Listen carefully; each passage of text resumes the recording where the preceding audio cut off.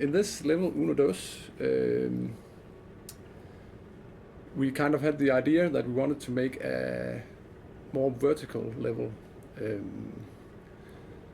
and to be able to move vertical in Lightmatter, we kind of needed a way to bring the lamps. So we went with the idea of using an elevator.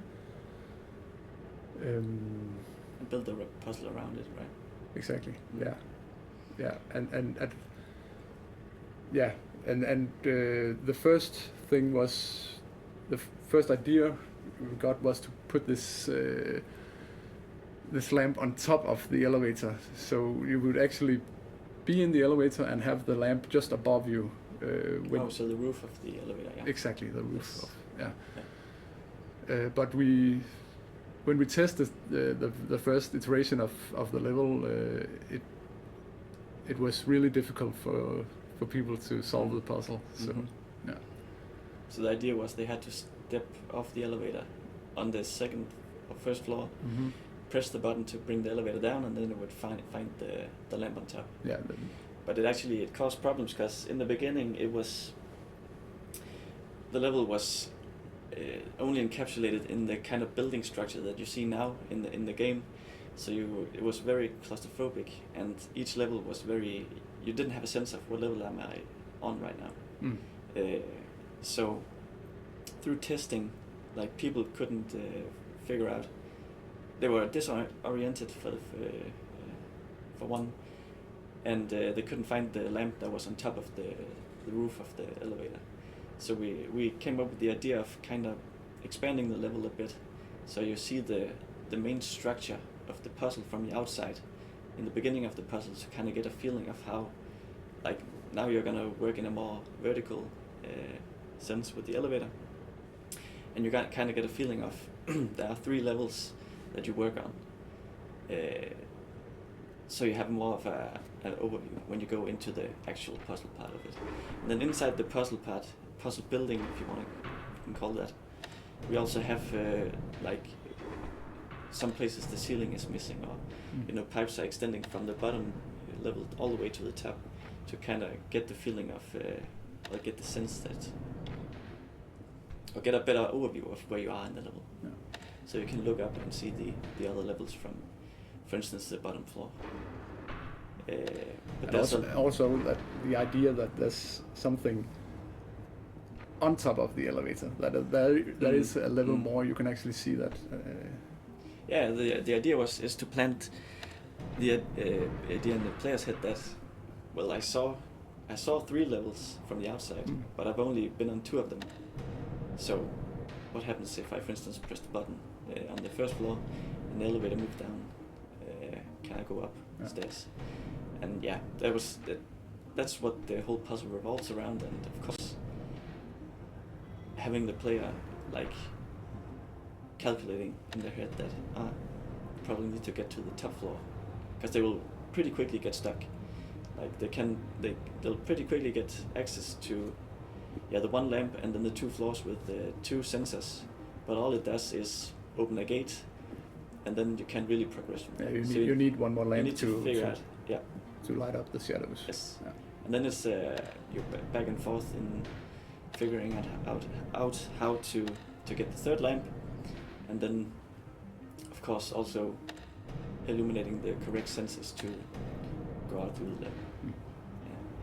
But there's a lot of moving parts in this level, so it's figuring out how to do it in the right sequence, because you can't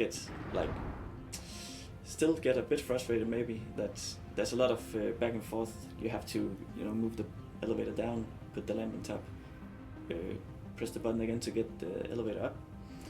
There's a lot of moving parts, so you have to do step by step, back and forth. If you make a mistake, for instance, it's a long way back. Yeah, and also with all the moving parts in this level,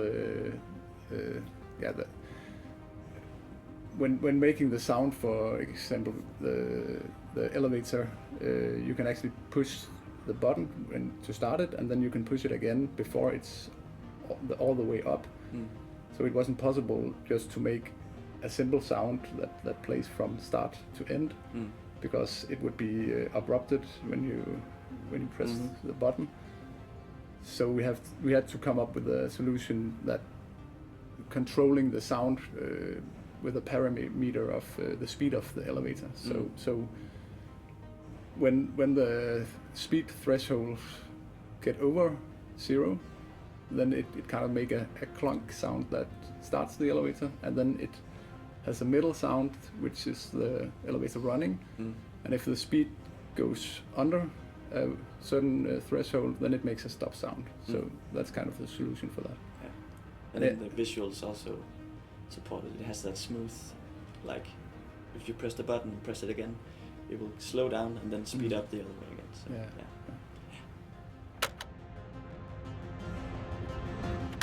So this was one of the many wall/sensor levels that we made, one of the better ones, and we tried to use this sensor in a new way. Can you explain how we did this concept with lights and sensors? Yes. So the idea is that the ability to jam a gate, keep it open and kind of swap the lamps around, what lamp. The idea of bringing one lamp to the end of the puzzle by jamming the gate, basically, with 2 lamps. And also I remember the interesting part from the beginning was the idea that you have to keep holding the lamp on the sensor while you walk through the gate. Yeah. Which is a lot of people, when they tried the first time, they accidentally light the lamp away from the sensor and the gate closes and they have to do the thing again. But at first it might seem unsatisfying, but it's a good setup for a eureka moment. Yeah. People are now I get it. We even, just because we thought it was fun, we even made Virgil laugh at the player if you actually do it, if you close the gate. That was pretty funny. And it's one of the more interesting things when making games is just observing how players, playtesters, they play the game and just using that. For example, that thing where the gate shuts down, then it's just funny to kind of use that with small commentary from Virgil. And this is also one of the first levels where we actually have a cat in the game, Lux, that you might have found. And Lux actually started out as more or less a joke that one of our interns made. And I think she said something like, people on the internet, they like cats. And we said, yeah, they do. So how about we get it in somehow? And in the beginning it was just a small thing, but over time it grew bigger and bigger, and we started recording voiceovers for it as well. And I think this idea of James having a cat was kind of an interesting thing, and also that Virgil can show a little more of a soft side because he kind of cares about Lux, as far as I understand. Yeah, but he just won't admit it. Yeah. And then he just, his excuse for liking Lux is just because James, it keeps James happy. Yeah. And James is important for Virgil. But yeah. And we, because we were recording these voiceovers, we also need some cat sounds, and just for fun, we asked our Discord community if they could record a lot of cats, their own cats, and I think 10 or 15 people sent it in to me, and we're actually using those sounds at random, so maybe your cat is in our game. Yeah, we even have one cat called Virgil. Yeah. Yeah, that was so weird. Yeah. One of our one person from our publisher, he has this cat called Virgil, and every time he plays the game is so strange that yeah. But I think it was a good that's our way to get a collectible in the game also. Yeah. To give a newer dimension to the puzzles. You feel like you have something to look for. Yeah, explore the game a little bit more than just solving puzzles. Yes. And if you haven't noticed when you play the game that you actually get a voiceover from Virgil each time you find a new cat or you find Lux again. So keep an eye out for that. Yeah. So this puzzle is a product of a phase in the puzzle development where we were focused a lot on the light sensor. We had to come up with a puzzle that utilizes the light sensor in different ways. this puzzle actually started out as something completely else. I kind of imagined a face with, with instead of eyes, there were just holes in like a wall that you would shine through with a portable lamp, and then obviously you would have two circular cones of light shining through the wall into the other side, and then you would have to maneuver the portable lamp around to hit two light sensors on the other side of the wall, and find the perfect alignment so you could open a door or gate or whatever it was. I don't remember. But it proved to have some problems with the perspective. You couldn't see how the light cones were hitting on the walls behind the wall with the face or the openings. So I kind of scrapped that idea and came up with the idea of locking a portable lamp in place by having it connect to a sensor. So for this level, it's the sensor on the right controls the the moving platform on the right. So if I could extend or move a lamp out on the platform and have it pointed directly at the sensor, once it hit its peak, it would keep in place and yeah, kind of be locked in that position. And I thought to myself, I have an idea here. So I went back to my drawing board and tried to come up with a solution of how to extend it, because that was way too simple for a puzzle. And I have to be honest, I don't remember how I did it, but somehow I ended up creating this puzzle that really utilizes all its elements really well. It's one of my favorite puzzles in the game. I think it's the whole company's favorite puzzle. Like all the developers call this puzzle the golden child. They made it. it just seems like it utilizes its like the mechanics multiple times. Yeah, it's meaningfully. It's a well-rounded puzzle. Yeah, and it's very compact as well. There's not much to it. Of course, we have the two sensors and the two lamps. Yeah. But it's still like in a compact area, and yeah, it's very simple. Yeah. And I remember that it was in a phase where we were kind of discovering like what kind of concepts does this mechanic have, the sensor mechanic, and we were a bit in doubt if we could actually if we can make enough puzzles with the sensor mechanic. But then you made this one, and parallel to that, I made the previous one, Wall, which funnily enough they use similar concepts with like locking a gate with a lamp and a sensor, and we didn't even like coordinate that. We just made those puzzles parallel to each other, and then Matthias arranged them, and I think because this one is a harder version of that, they fit well together. It feels like they build on each other.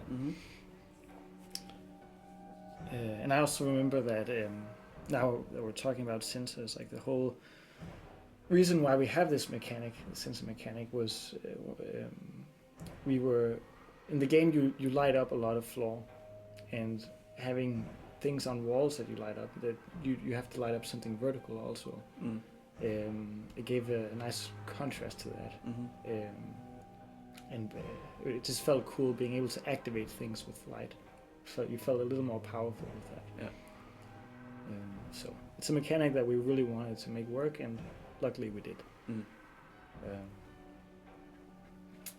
Can also mention that when like designing the story and what should happen, we really wanted to continue like the mystery of who you are, and want that thing to change a bit, because I mean we read a bunch of screenwriting books, and with like we had a mentor on the script, and there was a lot of talk about having that your story fluctuates between positive and negative frequently, so it doesn't become stale. So, for instance, something negative that happened a few scenes ago is that the bridge collapsed, and now you have to take a detour. But then the positive thing is that you took a shortcut, so Virgil starts, complimenting you and liking you. Hey, for an inspector, you're actually pretty smart.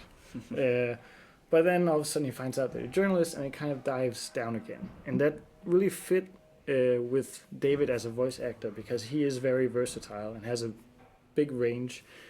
He is really great at delivering like sinister, eerie tones, and luckily our sound designer also, like the music he makes is also pretty dark, some of it, so we felt that it matched really well. And also when like deciding what music should be played in each scenes, we thought about that a lot, like what fits tone wise.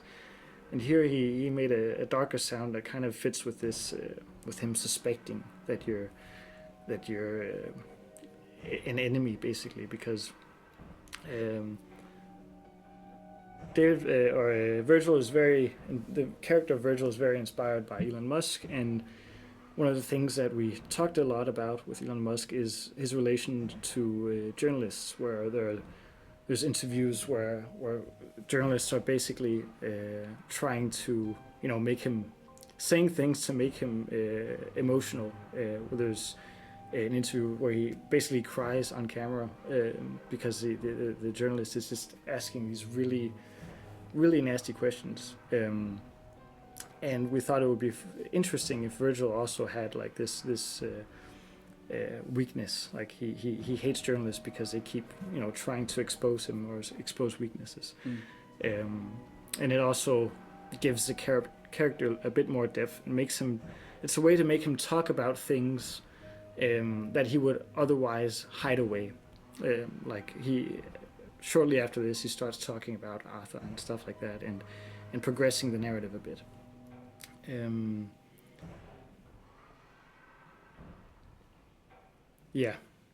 Also to mention that there's when recording with David, we really liked him sounding like threatening. Like he has this growl in his voice, this really sinister growl, and we really tried to get that out as much as possible, and keep using that as like keywords for directing him, because especially with like the work he's done before, we know what his voice can do basically. So a lot of the script was actually rewritten and changed to emphasize these sinister moments once we knew that we were going to get David as a voice actor, which we knew actually after the script was written for the first time, but the script has been iterated on so many times. Yeah. Did he get closer to the microphone when he had those moments? Like leaning in? Yeah, he did. That's actually true, because it sounds a bit more ominous, and like his voice is really gets louder and intimidating. Yeah.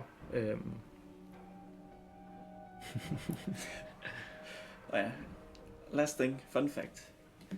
I don't know if it's fun. I don't know. It's a fact. Yeah. Going back to what I said in the beginning, it being a face, the level is actually called Sensor Face, but the premise for the whole level now has changed. So it's funny how we have some levels that have some names that don't make sense at all anymore. Yeah. But it just shows how many iterations the levels and narrative and whatnot has gone throughout the thing. Yeah. Trying to make it work. Yeah. Trial and error, basically. Yeah. Fail often. Or fail faster. Fail often. But succeed sometimes. Sometimes. So this level was one of the levels that caused a lot of problems. It has a lot of moving parts as part of its, like the middle object of this puzzle, the rotating thing in the middle. And we basically had a lot of problems with resetting stuff, but luckily in our cooperation with our publisher, we had a whole QA department testing like this level and other levels as well, so much like bumping into things and trying to push buttons in different combinations and just exploit the game, push buttons, jump out and die and whatever, and they find so many things that we can't see, but they just go through it so methodically and find all these bugs that in some cases are very game breaking actually. Yeah, there was one scenario where they could actually take a lamp in this level from like the pipes and bring it over Yeah. And that destroyed the puzzle because you're supposed to use the middle tower for the lamps. Yeah, so we had to come up with a solution to create some zones where you can't pick up the lamp, because basically you could pick up the lamp through a railing, and we didn't want that. Also a fun note, early on when we made this level, we of course tested it ourselves and found ways to break the puzzle, because we tested it ourselves a lot in the beginning, and it was one of those moments where I fixed something, and then later on, like a lot of time later, I went into the level again and thought, I think these objects obstruct a bit too much. I want more clarity of the level overview when you get into the level. So I removed them again. But those objects were there for a reason. They were blocking the light so you couldn't break the puzzle. And then, then the QA team found it again a long time after that. So we had to reintroduce those objects to block the light. And it just goes to show that, like, even though you have been working a lot on different levels, it's you forget like how they are built up sometimes and how they work in themselves, because there's just so much content you need to be aware of and have in your head. Yeah, and like in terms of just saving stuff, this level has been quite difficult because there's so many things, states and animations, and this tower thing should restore itself correctly. And it might seem simple to have like a checkpoint system where you can just save things and then when you die they should reset, but it has caused a lot of problems during the whole project. Yeah. Because it was very important for us that when you die, it doesn't feel like a penalty. It's basically you're just reset back to where you were a couple of seconds ago. But having so many objects in the game and positions and rotations that need to be set back, that is not always easy, because we were building both the checkpoint system and the levels at the same time, so we did not know what we actually needed.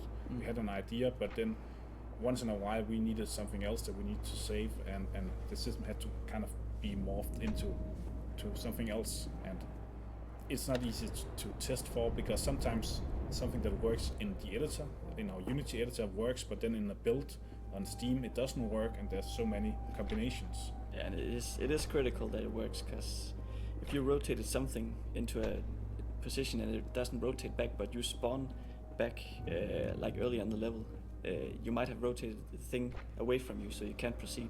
Yeah. So we needed to reset so you can like do the thing again and do whatever you did.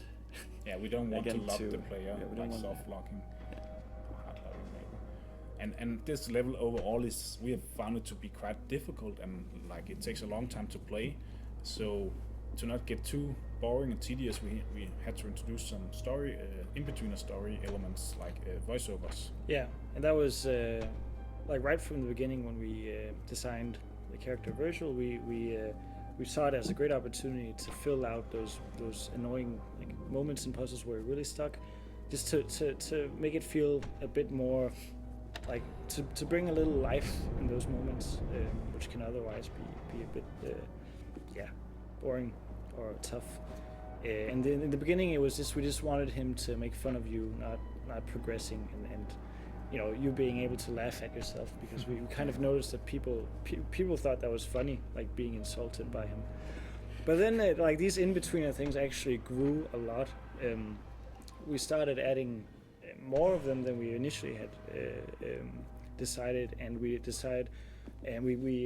started having him build out expand the universe a bit more, so he doesn't only criticize you. It's not only when you get stuck for a while, it's also if you've been in the level for like a minute or two, just in order to fill out a lot of space, because it is really one of the only tools that we have of delivering narrative are some environmental storytelling and the voiceover. We don't have stuff you can pick up and read, so we really felt like we needed to expand the universe more. Yeah, and that also brings me to our portal in between us, because we were so lucky that we worked with that our publisher had a connection to Valve, and they kind of we were allowed to integrate our game in the same universe as Portal's universe, and we've written some in-betweeners that kind of reference aperture science and cave, and we decided to take the approach that Lightmatter Technologies exists before Portal. Like it's at the same time where Cave Johnson is alive, and just because Cave Johnson is a fun contrast to Virgil, it's fun having him as a competitor, because Virgil is after all very inspired by Cave Johnson. So him having kind of like this competition relationship, and him kind of trying to find ways to shift focus onto Cave Johnson and like point at him and say, look at this bad stuff he's doing. On that with that cooperation with Valve, we were also allowed to put some Portal related assets in the game. And they were actually very open to the idea. We were a little bit, how will they take this when we actually make fun of Cave Johnson and the other things? But they said, if you can make it work, it could be really interesting to have it in. Yeah, and they also had their own ideas, which was cool. They were like, they were into it. And we decided not to talk publicly about it because we think it's nicer if the player discovers it themselves. So hopefully people will discover it and like, what is this, and how do these two universes fit together? Yeah, we are obviously inspired by Portal, and a lot of people point that out, and we just chose to embrace it basically, because our game is a love letter to especially Portal, but the whole genre, right? So, and then it's just in general awesome to be part of the Portal universe. Yeah, it is.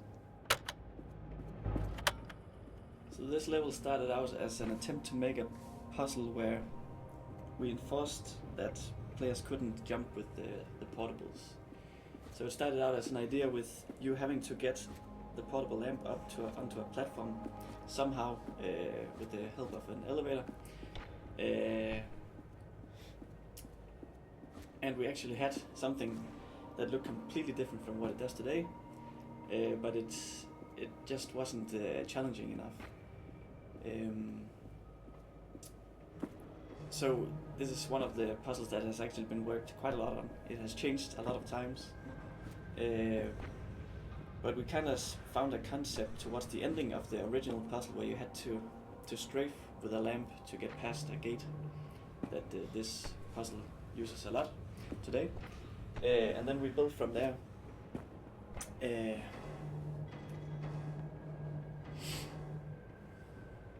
So what the thing that really makes this level stand out is that you have to strafe not once but twice. And Lasse, what is the challenges level design wise about doing strafing this way? Well, it's funny because I'm a gamer, and to me it makes total sense that you can strafe with a lamp, walk sideways, but to a lot of testers it didn't make sense, and especially the ones obviously who hadn't played a lot of FPS games before. Yeah, I'm one of them. Yeah, exactly. So, yeah, like when I discovered that, okay, I can walk sideways, I felt all powerful. But it seems weird that to some people it doesn't occur to them that they can walk sideways, and if they don't know that, they obviously don't know how to solve this puzzle at all. So there was talk about having a primer at some point before entering this puzzle that was kind of giving the idea that you could strafe with the lamp as well. But I mean, once you get the strafing part, it's at least for the first part, it's pretty straightforward. Then straightforward.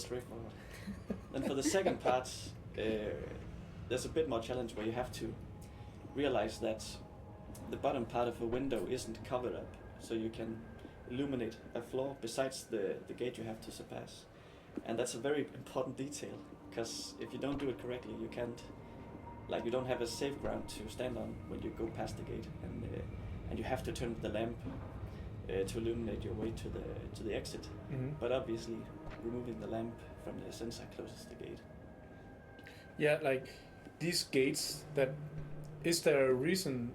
What was the reasoning behind them, like opening and closing so slowly? That because there is this dark area below them when they are opening and closing, especially opening underneath them for a long time, a couple of seconds. Like, I think it's actually like they're moving quite fast. It's because it's some of the gates, only gates that open from the top and down, and not the other way around. But that's because we had to kill the player quickly if they somehow managed to get on the other side. Like that time it would take for the gate to close, they would still have the light to run on, and then they could break It was too breakable at that point. Yes. Like I remember first making the gates that went up and then thinking, okay, I'm going to have to flip this metal upside down. nice. Yeah, but this was the room that had so many iterations, and with every iteration I thought, oh, this is going to be Lightbeam production, or they're gonna have offices upstairs, and downstairs they're going to have some other thing that they're overlooking, and there have been so many that it ended up having such weird corners and levels that and a gate in front of it. yeah, it just did not make any logical sense to be an actual place. No. So it ended up being a repurposed place that probably served some function before, and we just put offices and some workshop stuff. Some light sensor assembled. Yeah, I just disassembled the light sensor into the smallest bits possible and littered it all over the workshop desks. This is also one of the levels that is, to me at least, the most like puzzle. Like it doesn't feel like a place that much. It feels more like a what do you call it? Like in Portal, like a Test chamber. test chamber. Yes, exactly. Yeah. But I hope we went for a repurposed feeling enough. Yeah, exactly. And this is also like one of the levels where I decorated quite a bit in with the small stuff. Like one example is those arrows on the floor on the bottom part, which is like something we wanted to do to like give the idea of machinery moving here back and forth, and it's a busy enough place with a lot of work that you needed these kind of markings to go around, and like making it so it sometimes seemed a bit silly, but in the end it ended up like making it look different, which I think is almost sometimes more important than having it make total sense. And one of the biggest like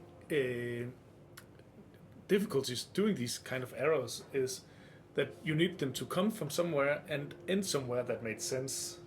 And I can say that this levels, especially, it doesn't make sense where the arrows they end. It's just like in a dark corner behind. I guess that's because there are so many levels in this level. And you can't exactly like take a cart that would be led by those arrows. So no, not at all. But then you can also say like we have huge tiles with huge dents in between. Yeah. So it would be No, I like made pretty big wheels on most rollable but things. it would be very some of them would get stuck. yes, Yes. and very unpleasant to drive with or drive on. It would be a very bumpy ride at least, and with fragile stuff. But that point in development was when we were really pressured for time, and there were so many levels to decorate, so I couldn't do it alone, and I thought I need help, and Philip was there. Yeah. So suddenly we turned him into an artist. Yes. I'll make an artist out of you. And Yes, look at that me was now. that moment. But it was one of the more challenging levels.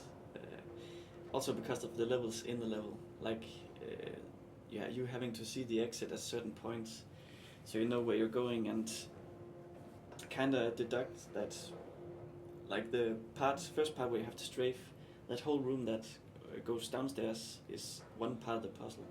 Once you have the lamp past that point, you don't really need it anymore. Yeah. Then you just need the two lamps to complete the last puzzle, which is the L-shaped puzzle. Yeah, exactly.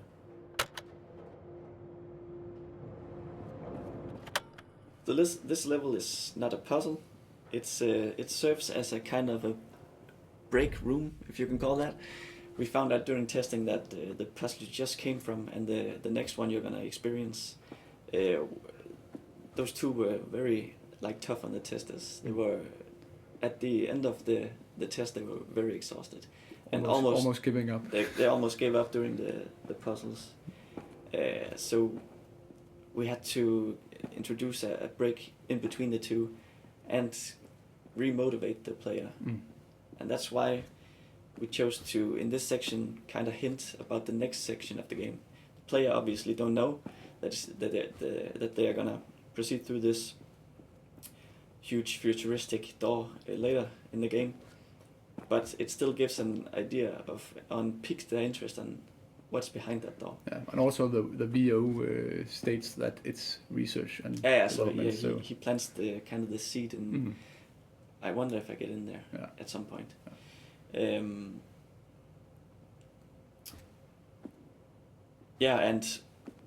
actually, this is also one of the levels where we had to make room for the voiceover to kind of explain some stuff before you just proceeded to the next level. So we had to kind of extend the path to the next level. And that's why it's very dexterous, this level. There's a lot of jumping and stairs and falling down places and maneuvering around, like taking not the shortest way because it's covered in darkness, but kind of a longer way to make the VO reach its end. And also on this journey before you get to the door, there's the sound to make this room kind of feel alive and give the player the feeling that there's something outside of this room. Sound-wise, we put in 3D sounds of machines, actually not visible in the level, but just to give the sense that this is actually very, very huge, and also makes them excited of what could be behind the door. So we put a lot of emphasis on framing the big door to the research and development to basically keep the player interested in what happens next. We also reached a point where we've kind of exhausted all the possibilities we could come up with for the portable lamp, and like we could feel the player needed something new, and that's what they're gonna get into when they go through that door. And also the door is different from all the other doors, so that kind of make it indicates like a new area. It is kind of like a hub that splits between the different areas of the game. So this is yet another level that was made originally with Lego. We had a session where we wanted to have a lot of things turning and moving around. Before we had kind of these fans that were rotating, and this is kind of the same but just rotating more like in a square, so to speak. We built the level in Lego where you had these buttons you can push and these kind of platforms or wagons that you can move around, and you put the lamps on top of them and then you send them away. And it was interesting because the lamps that you send away, you need to be careful what direction they are pointing because you need the light from the lamps. So the whole idea was that you have multiple lamps and platforms, and you put them and you send them away, and hopefully you don't die in the process. So when we made the level, it was kind of confusing and quite complex in Lego, but then we got some of the rest of the team to come and playtest it, and clearly there was something in this level that was interesting because we could see that just figuring out what direction to point the lamps was interesting for them. And when you play the game, or when you play the level from above, like with Legos, you have a much better overview, so oftentimes the puzzles are much easier in Lego format. But here it turned out that this level was actually quite difficult. So we knew we had something, and then we started making it in Unity. Just a simple like format. Tile based. Yes. Very easy. And I think the interesting thing is also, depending on how you rotate the lamp and send it away, you get a different result. Mm-hmm. And obviously you have to foresee how you need to place it and push the button to send it away. Yeah. And there's also something about, since it's a square pattern they move in, they also come back to you. So you have to calculate, how do I need to place this? If, for instance, I need to get it to the last station away from you to illuminate something you need, or whatever it was. And actually, this level now consists of 2 puzzles, and the one Gustav just talked about is the original one, and that's the one that you'll find upstairs. Mm-hmm. So the downstairs one, that only has 2 platforms moving in their own patterns, on their own tracks, back and forth. And that was kind of, we felt like we needed a primer, because through testing we found out that the original one was too difficult. Yeah. People couldn't, like there was, I don't know if it was an information overload or they just simply didn't have the overview. It was of both a big puzzle, like physically it was quite big, but also understanding this concept, and it was just a lot of new things at the same time. Yeah. It is also, it tricks the player. Yeah. In especially the last part of it. So yeah, designing the primer was done in a separate level actually, but we felt that having 2 of these levels right after each other, like they pretty much looked the same. Mm-hmm. Of course there were subtle differences, but we thought that it might be cool to combine them into one level. So we had the primer downstairs that you would encounter first, and then you would make your way through that upstairs, and then play the original version of it. Yeah. And it did present some problems. A lot of problems. Yeah, checkpoint wise upstairs it was, but also we didn't want the player to be able to jump down onto the level downstairs when they were upstairs, because if they landed in a light source, they were stuck. Because it kind of, you have to move the lamps in the right direction or the right order to make it, and you can't really backtrace from that step if you are downstairs still. So we had to fill in a lot of blockers that would prevent you from jumping downstairs. That's also why there's so many platforms in this one. Yeah. When you get to the end of the level, you get to a story-based event that we needed to fit in here somewhere. It felt right to place it here, since the pacing kind of aligned or led up to this point. And it's this this mysterious elevator that you have once again been chasing to get out of the facility. Once again. Yeah. And what happens once again? The elevator breaks. Yes. It became kind of a meme here in our studio. It is a fun thing. It was. We actually had more elevators throughout the facility early on. I think it was because the idea of you crashing in the elevator in the beginning of the facility or the game, we felt that it would be weird if you just had a door that led out into freedom. You had to go up somehow still. Yeah.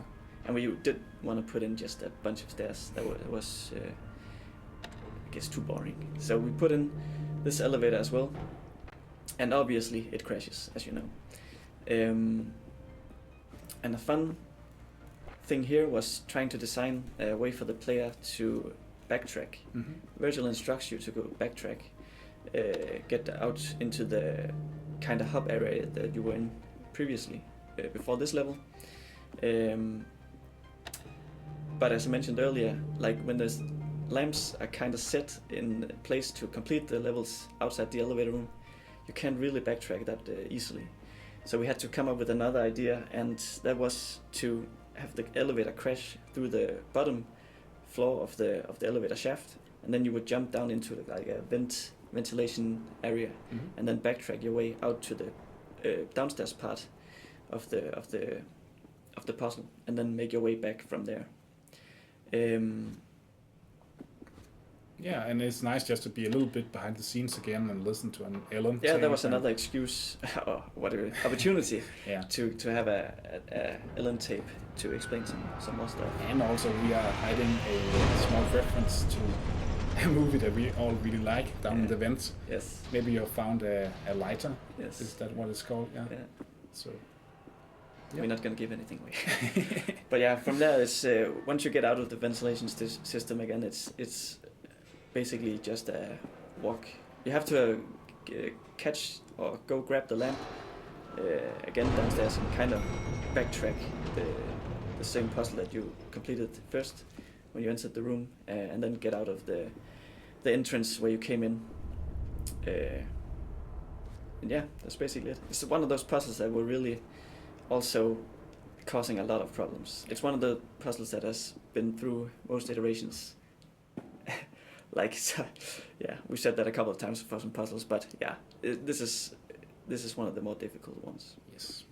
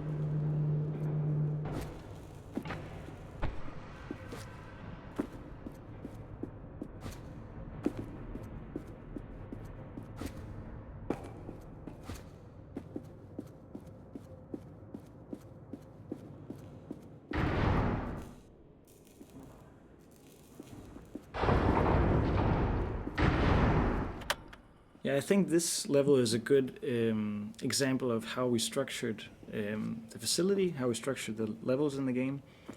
And it all went back to when we actually had designed and implemented basically all puzzles in the game. At that point, we were like connecting the dots and and really structuring the narrative, because the narrative came after the puzzles and after the mechanics in this game. And we basically put all our puzzles up on a huge board, like almost 40 puzzles, and structured which parts of the facility they would belong to. And we knew that we wanted a progression where you go through like the mine, factory part, and a lab, and that was basically based on like how well does this level fit for that. Does this level seem like a tunnel you're walking through? Maybe it fits in the mine, stuff like that. This level is basically, we knew that the structure of the game would be linear, but in order to break it up a bit, we used this level as kind of a breather, or like a contrast, that okay, there's actually something you return back to after the elevator crashes, and that was just to spice it up a bit, so it wouldn't only go from A to B all the time, but go back. And I think this level is also a good example of how it kind of merges the art styles of the different departments of the facility, because it almost has all parts in the art style. Maybe you can talk more about that. Yeah, in this one you can see everything, but this place is where you first see the lab stuff. And I knew we just had to hit the player with the lab and show that, okay, this is new and different, and you're venturing into this place that you haven't seen before, not even a glimpse. So I decided to design this door that was radically different from all the other doors, the round thing with a scanner and it opens in a fancy way, and I thought it would be a good way to introduce that you're transitioning to something new, which has a new shape language and new colors. And in the lab, I've decided to use way more round shapes, way more slanted lines, unlike mine or factory, where things are a bit more cubic and have bolts and rivets and all sorts of fixing mechanisms. All the engines and things are way more visible. And suddenly you're in this place which was way newer, way more recently built, way more advanced. So I covered up a lot of detail and at the same time added a bunch of shiny lights and things that look way more high tech. And in terms of colors, well, we knew we wanted all kinds of shades of blue, like in comic Invincible or Spider-Man, or even in Phineas and Ferb. If you look at the lab of a mad scientist, it's always in various grayish blues. And in this case, I wanted it to be a little slightly bit evil, so I employed this principle very widely known that purple is evil. So we sprinkled a little bit of purple into that, and here we go, lab style.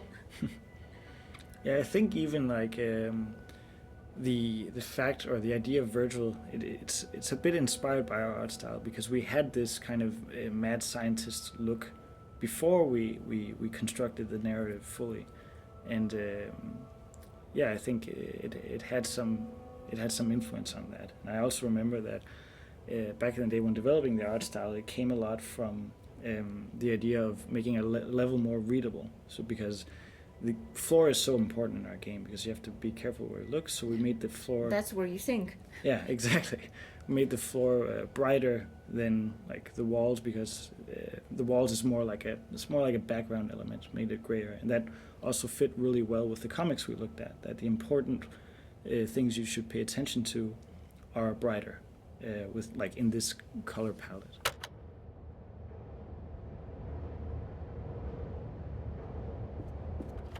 Yeah, so this puzzle, I remember actually this mechanic, the origin of it, where in like the first year of the project, we had this cool Lightbeam mechanic, but we didn't really have any puzzles for it. And we were going to a conference, and we needed as many puzzles as possible. We had a bunch of mechanics which are not in the game now, and like 1 or 2 puzzles for each of them. But we didn't really have any puzzles for this Lightbeam mechanic. So I remember that like in sort of a rush, I just made something really quick, like in 15 minutes, where it was like an obstacle course in a labyrinth with this light beam, and you would walk carefully until you all of a sudden see this obstacle, and like, oh, the beam is gonna break.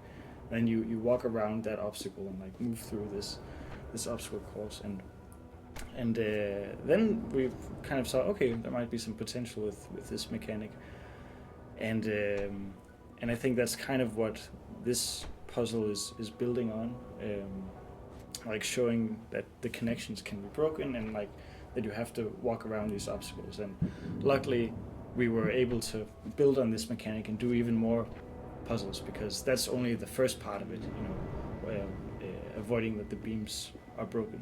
Yeah, some of the other mechanics we tried out kind of failed because it wasn't possible to build exactly puzzles. Yeah. So yeah, and this is the first time the player encounters the light beam. So we kind of needed to make it simple. So the first time you go out with the you walk with the beam, it just connects to a mother right away, and then you kind of go through this obstacle course with it. So that kind of it lights you away when you walk with it. And we also introduce a second light beam, so the player knows that it's not just the mother that connects to light beams, it's also light beams to light beam, if you have a connection to the mother. So, yeah. It introduces one thing at a time, this puzzle, yeah. Yeah, exactly. Yes, and for the sound of the light beam, it's the idea was to make kind of an electrical, also with a hum sound for the light beam. And at first we put in a lot of this static electric sound in it, but that made it really fatigue to listen to the light beam all the time. So it ended up being mostly the low-pitched hum, and then when the Lightbeam is about to break, then it's both visually but also sound-wise you get the feedback that it seems like it's breaking because you hear this electric static sound that's breaking the beam up. Yeah.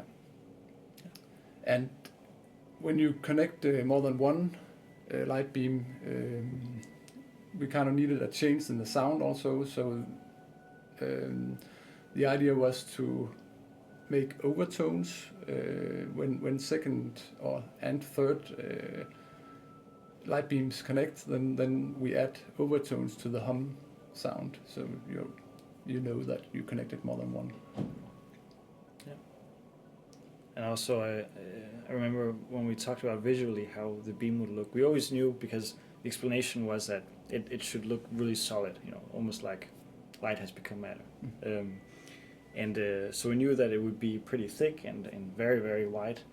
And some of the references were, of course, the Kamehameha from Dragon Ball, which we looked at for a long while, but kind of realized that we don't want it to look too magical and too crazy in that way. We want it to be a little more subtle, a little more sciencey. So we looked at, like, for instance, like Ghostbusters, and saw how although the beams in Ghostbusters are really wobbly and crazy, crooked and all that, we went for that approach because then it looked unstable, and we like that idea because Lightmatter is a pretty new technology, and having it wobble around and be a little unstable we thought it fit, but we're not doing it as much as Ghostbusters. That thing wobbles like across the entire room. But and then we also, kind of a rule we had, I think it's a bit subconscious, but most of the light in our game is semi-realistic. It's you have volumetric lighting, and the light beam has like this blurry kind of look, glowy. Although like the most of the game has a toon look, and that's kind of the thing, that although we mix the cartoon look and the realistic look, because light is important in our game, so we emphasize it by making it look different. I think that's kind of subconsciously why we went for this look with the light beam, also no, I actually think that's it. Yep, that's it. Yes, so this is the second level of puzzle using the portable light beam after the tutorial that you just went through. And in this puzzle we really wanted to emphasize the connecting and breaking of the light beam. So you have to move a lot around with the light beam to connect it from different places, and also get the sense or learn that you can place a light beam in a certain position and then return to it later on, or use the result of its placement later on in the puzzle. It's okay to leave the light beam in places, and you have to at some points. So it is a lot of back and forth, at least for the first light beam, where you have to place them in the correct spots to be able to first retrieve a moving platform, and then later on use that same moving platform to progress through the level and connect with whatever, or the light beam that you placed earlier on. Yeah, and where you have to leave the light beam, I knew that this spot had to feel somehow special, and at that point in decorating levels I had landed on this recipe where we placed tiles, we placed things that matter and all the important objects, and that was about it, with making some sense of the levels. But this one I felt like it had to be something different because the tiles were getting boring, and of course we wouldn't want players to get bored. So I've decided that, okay, this whole middle section of a level, that is going to be a very, very big machine. Mm-hmm. Like, so big that I almost don't need to decorate the whole level. Mm-hmm. If it works. Yeah, sort of. It had this tunnel thing in the middle that you had to go through, and I thought, yeah, why don't we make it amusement park style with a lot of lights and things happening that it's fun to go through. because we saw quite a lot of players went through it a few times. So I thought, lights, blinking stuff, what are they doing there? Maybe they're testing the light beams against something, but what could it be? And then eventually it landed to be all kinds of weather conditions. So that's how it landed to be. Yep, and it's also one of the puzzles that 1.5 or 2 weeks before our final deadline, our publisher wrote back and found out that you could break the puzzle. Or you could get stuck, actually. You couldn't break it. You could end in the second part of half of the level without a light beam and without the opportunity to recall the moving platform to go back to the first part, and then you were stuck in the darkness, or in a spotlight actually. So I had to add another button and remove a light source and sort of that kind of stuff. And also for these levels with moving platforms, moving on a horizontal rail beneath the platform. First off, we didn't have any collision on the tracks themselves, so you couldn't walk on them. You would just fall through them. But it felt a bit off, and our publisher also found out that it felt a bit weird. So, we added collision, but then the new problem was that people could kind of slide. The very good players could slide on the tracks all the way to the end, and kind of break the puzzle in that sense. So we had to, kind of push the player off the tracks if they go onto the tracks. It was like you could parkour through it a bit. Yeah. And it was challenging to design the rails in that way that they didn't look like you could parkour on them. Yeah, and simply, like some puzzles we simply didn't have the room above the tracks or above the moving platform to like have a hanging platform in wires or whatever. Or if we had wires, then they would cast some shadows, so we had to put the tracks underneath the platforms. Yeah, and it actually proved that quite a challenge in a lot of levels. Yeah. So,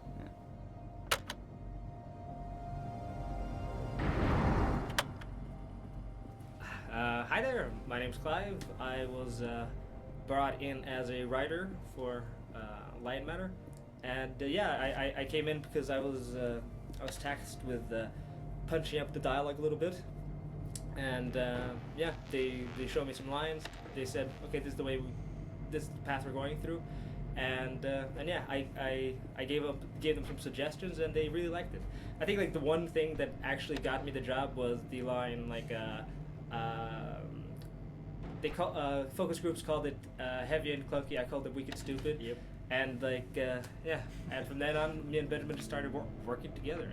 Yeah, I remember it was a really stressful time when we came in because like the whole story was there, and all the beats were there, and like all the mandatory lines were written, but we just needed to punch it up, but we also needed all the idle lines, what we call in-betweeners, the lines where you spend more time in the puzzle.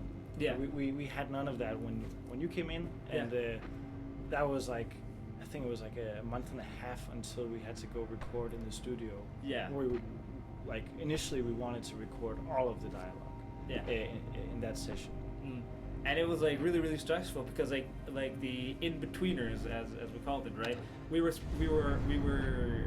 tasked to write those things when the rooms weren't really decorated for it either. And I just remember like at some points, I think was it like Doom Room or the one before that? Doom Room. Yeah. Like we're just like hammering our heads, like like there came up with like 6 or 7 different lines for like a door opening and closing, which was. That one was a bit easier because we knew there's doors. We do something with doors. Yeah. But then there was like that said, people listening to this don't know the names of the levels. Ah, I see. Okay. But Level. The decorations weren't that far in all those at that point. No. And also because some levels were still being iterated on puzzle-wise. The reason why we did, like, we wanted to write for everything at that point was the initial plan was actually to record everything there because our release deadline was much earlier than it ended up being, so we thought that was our only time in the studio. Yeah, that's true. But we ended up going into the studio like 3 more times. And you know, it shows. Like I feel as though like that was the right call actually. Yeah, we've gone through so many iterations. Yeah, and like speaking of which, like I think was it like 3 months before release or something, we got the aim assist review. Yeah. Yeah. It's a mock review. Yeah. That our publisher like arranged to see what kind of something you do to see what kind of rating you should expect. Like reviewers will give the game. Yeah. When it comes out. And we got like a bit trashed on the story by them, which was like, you know, I can tell you like as a writer, it was like after that, like because we were tasked to like rewrite the script because, you know, of course we want to make it nicer and better, right? And after that, personally, my writing went down because I tried to be funny when writing instead of having fun, and that was a process me and Benjamin had. We just wanted to have fun with each other. Yeah. Like I remember right when you came in, it was just about making each other laugh. Yeah, exactly. But I think we managed, like the mock review, we really pushed through it, and that was probably the roughest time writing this because it took some of the fun out of it, you know, because we made each other laugh earlier and we made the team laugh, and all of a sudden like, oh, this doesn't work very well externally. Yeah. But I think what we did from there was really like punch up the jokes. Yeah. Also made some structural changes, like adding Ellen. Which they made it like. I do think like we did the right call there. Yeah. Really. Yeah, I think I'm really glad we got that mock review, although it was tough. Yeah. But maybe we should talk a bit about like our how it is to co-write something. Oh yeah. So our process, because I've been with the story for a long time. Like I started from the ground up basically. I knew like I have an idea of what we need and where we're going. Whereas Clive, he's really good at going into details and writing something super funny and interesting.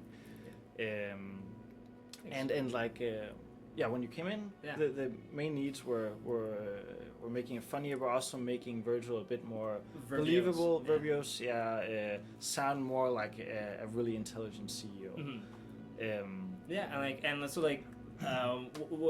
What we'd go through is like, you know, Benjamin would look through the script, find out like, okay, this needs punching up this, and then like I would just write like 5 different versions of it, and then like together we'd, you know, figure out which one was the best one, or just like mix and match some of these lines as well together. Right? Like in the beginning it was very much me outlining everywhere. Okay, here he should talk about this. That would be fine. Like, and then after you wrote versions, we kind of went back and forth and wrote modifications to it. Yeah. But later on we started like we kind of developed a style and a language for Virgil. Yeah.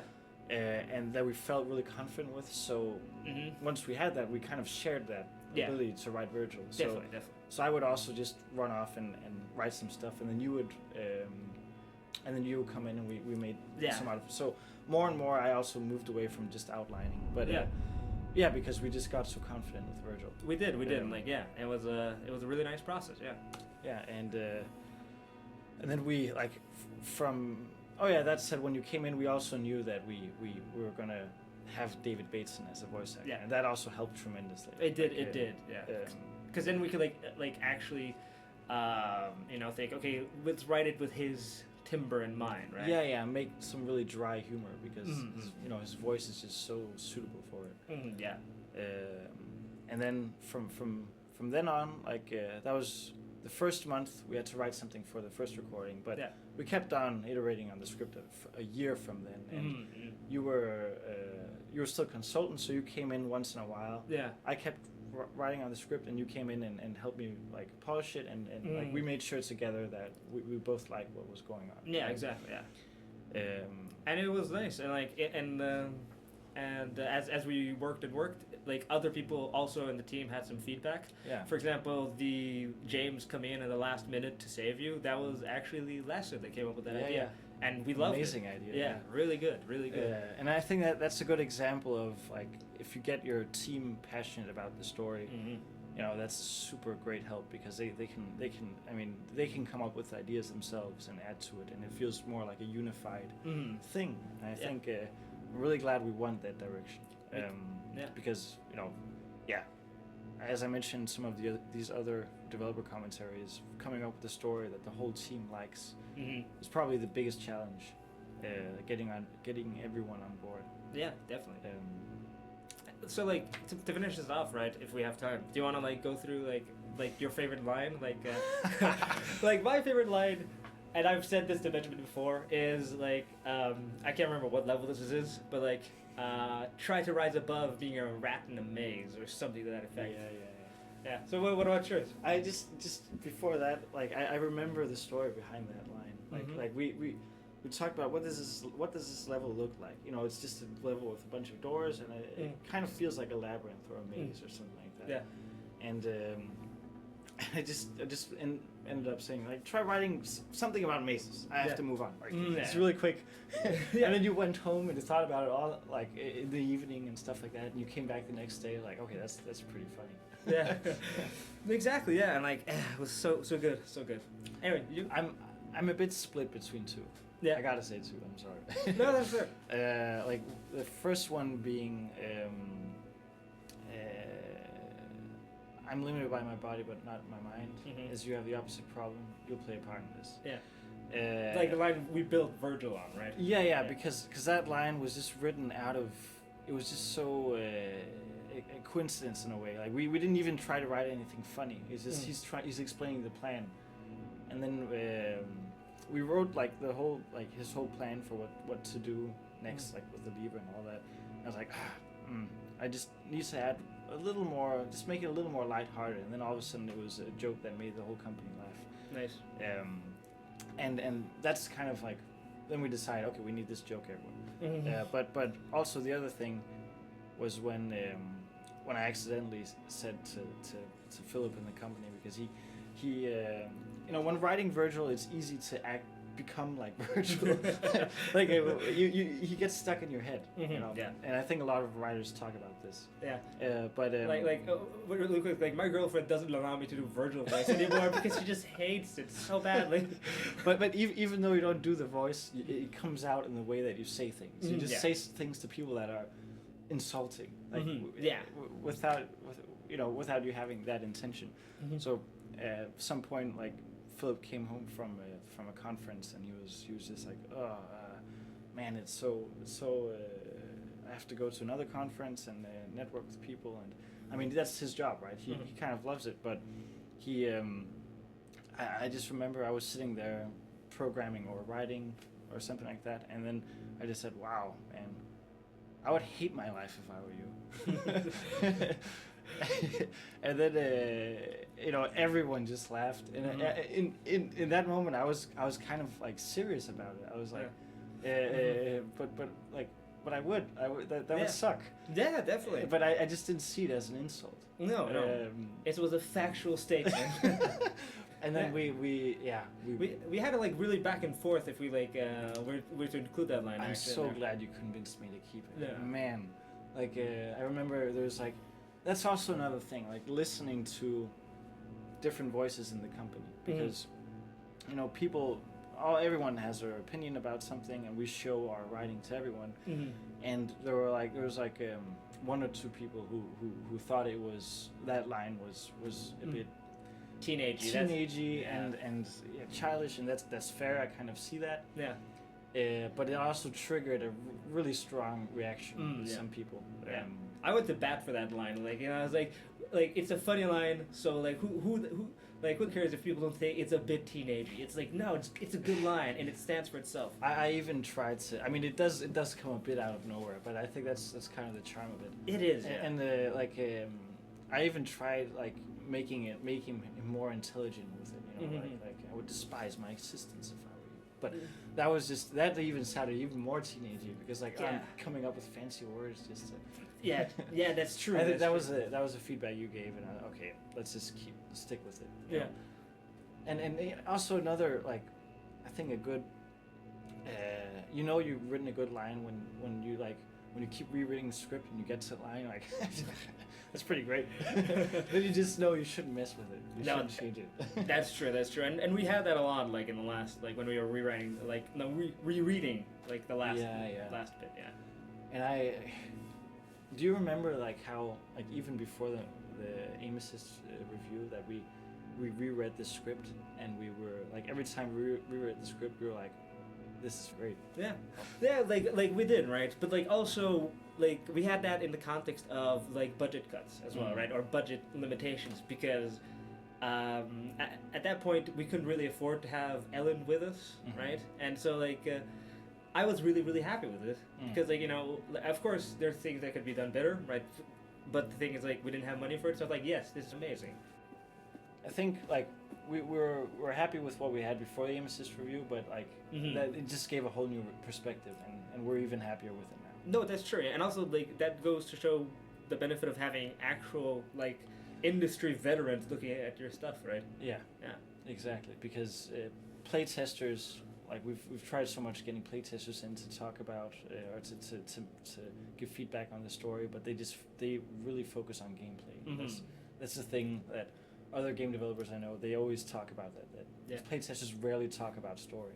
Yeah, but actually, like we were talking about this as well. Like, I actually said this. Like, dude, will they even ever like actually listen to the story? Like, because like a lot of the times, right? Like people. Yeah. But then again, like, I said like, yeah, but like things like you're watching them while they're playing. Yeah. So like, I think they're just focusing on like not looking stupid. Yeah, but right? The thing is, then we even tried an approach where we allowed them to play it at home, and then I would come and have an interview with them. Still, they didn't listen to the story. Yeah, well, like, that's fair. Really, Virgil? Who's that?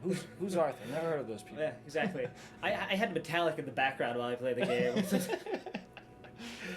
Exactly. That's big like, but you know, that's how it is with game development. yeah, it is. Yeah, and like I was like really happy about the positive response with the story. I must say that felt nice. Yeah. All right. So you mean after release? After release, yeah, exactly. So I think that's it. That's it. Sweet.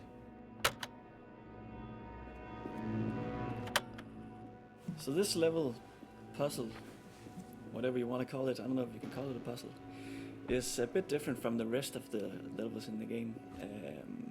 It was one of the actually easiest ones to design and implement because it solves itself as soon as you are kind of going through it. Of course, there were some designing alignments of objects that had to align correctly for you to connect beams and so on. But once we kind of made it and tested it internally, we found out that it had something that the others didn't have. It had a lot of kind of exploration and connecting and disconnecting beams, like all of a sudden, like this flow. Almost when they're set up correctly, you almost flow through the level, and you can't really place the connectors wrongly after that. It is a walk in the park or a walk in the office once it's set up correctly. So it was actually a piece of cake to make this one. It had a different setting at one point, but like trying to get it into our what it is now, like an office area. It was we needed actually some things to block the light beam at certain places. That's where we came up with the cubicle walls, for instance. I remember that like before this we didn't have much variation in the lab levels, and seeing these cubicles in this office was really a new step. Yeah, and they were great because the cubicle walls because they don't fit into the system of modularity, but you could place them wherever you wanted, and we could place them exactly where we wanted, and that was important for this level because it had to be aligned correctly, as I said earlier, for it to work. Some other levels, like in the game, weren't as easy to like figure out and implement luckily Matthias, a guy who was part of the development for the first couple of years, he was really good at taking a very bare puzzle idea to find the interesting parts and really find what was interesting in puzzles. Yeah, and especially the puzzles that were made by us programmers that really had a hard time like with framing, and the puzzles were really ugly. He was good at kind of making them more readable and by framing stuff. Yeah. He was also our primary tester for a long time, so he tested on people outside the company. So he got a first-hand glance at what worked and what didn't work in puzzles. So he had like the benefit of that knowledge and could quickly change up things. Sometimes he would also explain like changes to the others of us in the company to look at it, for instance. But it really sped up the process of finding good pacing and good puzzles for the game. And then once we had that, we stringing them together in the pace and making them into levels to what they are now was the next step. And yeah, it was one big collaboration, really. I think it's. I just thought of when you talked about the cubicles, how there is actually a visual artifact in that the light beams, they shine through the cubicles. And the funny reason for that is that the light beams, they work on a different lighting system. Like they're area lights. And because our shadow system is very specific to spotlights, it was just too much work to make that for these custom area lights. Because otherwise we have a rule in our game where all walls have a certain thickness. But sometimes we've broken that rule, and we didn't notice until afterwards. But like no one has pointed it out. So it basically meant the thickness of the wall would cover up that the light was shining through, exactly, like the wall panels. Yeah, because the light doesn't cast shadows, the light beam light at least.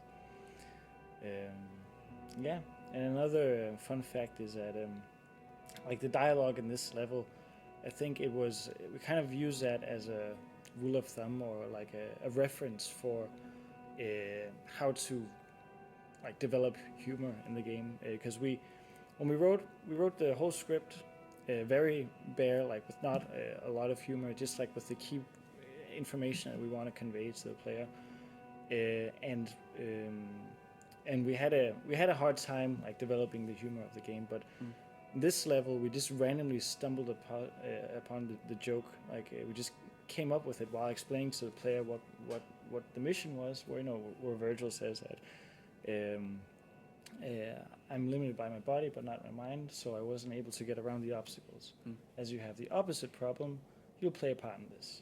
And it triggered something like in the whole company where like that was the main joke that people laughed at. And I think the reason why it works is because it's a really subtle jab.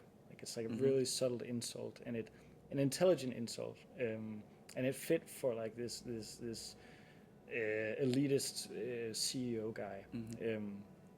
So we just used that, like we just kept looking at that joke when we started spicing up the whole, like all the dialogue, trying to make it funnier. We kept looking at this one. Was that before? Because I think to remember that this was one of the first lines that David recorded, right? Yeah. And I think it was also his delivery of it that really made us laugh. Yeah. So was it before he came onto it, or did you spot the? It was before he came. It was before we had chosen the voice actor. Okay. That so we had these 3 auditions, and this was the first line they were supposed to say aloud, because we knew that was what we were going for. And I think his dryness just made it work. He delivers it well. Yep.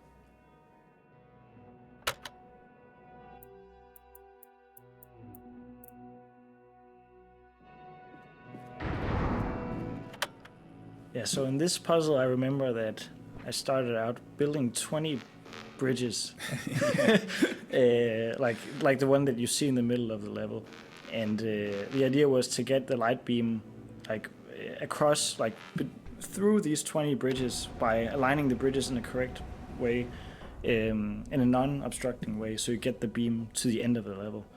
and I was stuck. Yeah, I remember when I saw it. It looked kind of cool, but it was very overwhelming. I did not know where to go or where to start.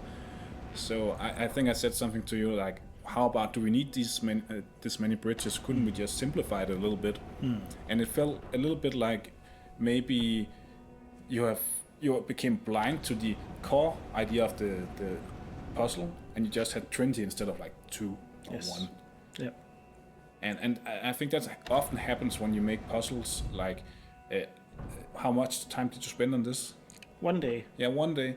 Yeah. And you just jumped into it directly, right? Yeah, this puzzle, I just did it directly in the engine. Yeah. And it's very different. Like if when we were designing puzzles, if we do it on a sketch first, or puzzle, or 2 people talking about it, or just jumping and implementing it right away. And here I just had a feeling like that I went for with it would be fun having this big obstruction that you move back and forth and have to get beams like around it in some manner. And it's quite interesting how, as a team, we approach puzzle design in very different ways. Some people, they prefer to sketch it out beforehand. Some people, they draw it. Some people build it with Lego. Other people, they just jump in directly into Unity or a 3D program. And it's very different how we see it. And we had a period where we made a lot of puzzles together, and it was really nice just trying different methods and brainstorming and like, hey, check this out. What do you think about this? And how could we make it better or simplify it? And we had a period where we kind of like, we didn't compete, but it was like, I showed a concept to somebody, and then they took that and saw what else they could do with it, and like the ball was rolling like that. And we made a lot of puzzles. I think we made like a couple of hundreds of puzzles in a very short amount of time. Not all of them were good, but a lot of the concepts from that session are in the final game now. Yeah, and I think this puzzle has always been one of the easier beam puzzles, light beam puzzles. But and we were a bit in doubt if there would be room for it. But I think it's a short breather before some of the harder ones. Yeah. It's also important to get like ups and downs in terms of difficulty and like pacing. Yeah, and not getting fatigued by puzzles all the time, and then you can have some story content, or you can have some interesting graphical assets and stuff like that. So I think this level might be simple on the surface, but it has a place in the game.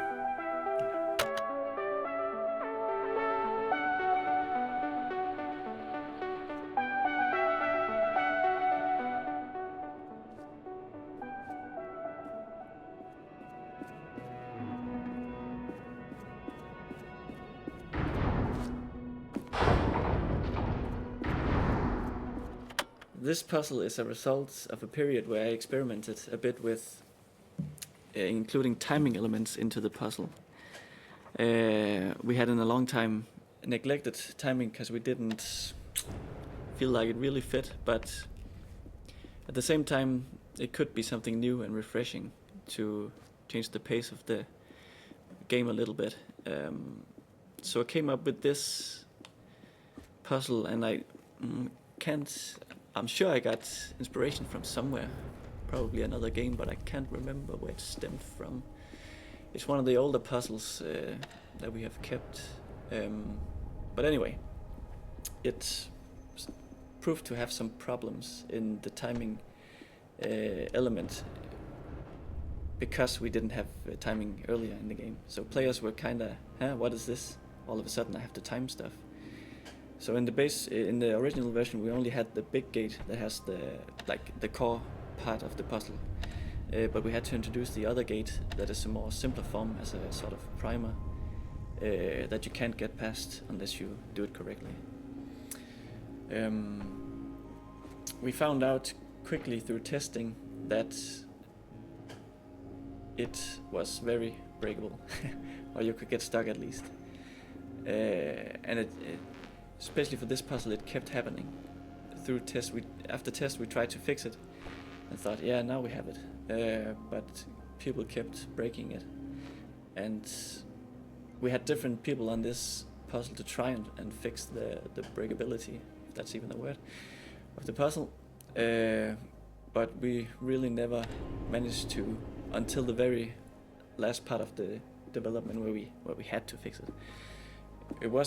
We were talking about if we wanted to exclude it from the game at some point because it had so many problems, but we needed a level in this slot to fill in some gaps for the story, and also we were at a place where we were afraid that the game would become too short to complete.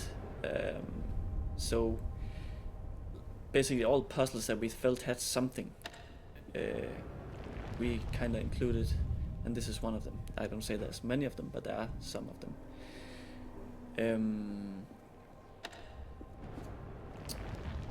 Yeah, there was one more point I had to make. You can maybe think about it, and I can. Yeah. Yeah. So, narrative-wise, with this puzzle, kind of the theme is to make emphasize like the positive parts of Lightmatter and talk about some of the applications, but also make Virgil a bit more likable until things change a bit later on. To have like these bigger contrasts, and that's where the plants come in, basically. Because the plants were the idea of having these plants came strictly from a graphics perspective, that we needed some different colors, like some refreshing color schemes, different hues. There was back when the game was only blue almost. Yeah, exactly. And that was a way to do it, and then we came up with like, hey, that actually fits pretty good in the story, because then it could be like Lightmatter. It has much stronger, like accelerated photosynthesis, makes plants grow quicker, and that kind of fit this situation, because we wanted to talk about some different applications of Lightmatter other than just being a super powerful energy source. We came up with some a bit quirky ideas, with like Virgil wanting to grow back his leg with Lightmatter, and because he can regrow like lost stems on plants really quickly, and we like to exaggerate here, because it's super ridiculous that he can actually grow these plants in a day. Like, we planted them yesterday. but we thought it's fun to exaggerate. Our universe is a bit silly and cartoonish at some point, so we take advantage of that. I always thought of it as like on a space station. Like they have this area of the space station that is where they always have plants, like to create oxygen and renew the air. Exactly. And since we're in this facility, I kind of felt like it was also like a part of it. And then they maybe discovered that the Lightmatter had a that was positive. also the approach, like that they would make sense that if they had that in the facility, but we thought, it's limited how much we can talk about, and it just felt interesting to use Lightmatter for that. And also we experienced that some testers, like, without even, before we had that dialogue, they were kind of like imagining that maybe Lightmatter is really much better for photosynthesis, stuff like that. But yeah, I think it's refreshing to look at. Yeah, I remember what I was going to talk about. Going back to all the redesigning of the puzzle to make it non-breakable, as I spoke about earlier, we ended up with a version that we, like I said, we had to in the end have this level in the game. So it ended up with a version that we might not consider the best. It is, we had it nicknamed Tedious, like _Tedious behind the name of the puzzle, because it became like suddenly a lot more steps you had to do to get around and complete the puzzle. So it's just to say sometimes you can maybe take it a bit too long or too far to try and fix stuff. But yeah, we were too late in the process to really do something about it. We should have realized earlier. And maybe we could have excluded it then, or come up with something else that fit better. Yeah. Also, just thought of that. We also have like, I don't know if you've noticed, player, but we have like we have the cats, like the cat Lux throughout the game, and in this game or in this level, you can find Lux's little house, and if you stare at it, like stand close to it and stare at it, you'll trigger an in-betweener where Virgil is like playing with Lux and treating it like a dog, because he treats everyone like a dog, even James. But yeah, I think that also fits into the theme of making him a little bit more likable in this level. Also, like with the "I like cats" line, that was at least the intention. Because we always like, I think it's inspired by having, characters in TV shows like Parks and Recreation. You have Ron Swanson, who's this really strong, cold, like has this facade, man, exactly. And then all of a sudden you hear him giggle, and he sounds like a little girl. And it's like it's some fun contrast, and we usually like that when comedy does that. So that's the inspiration.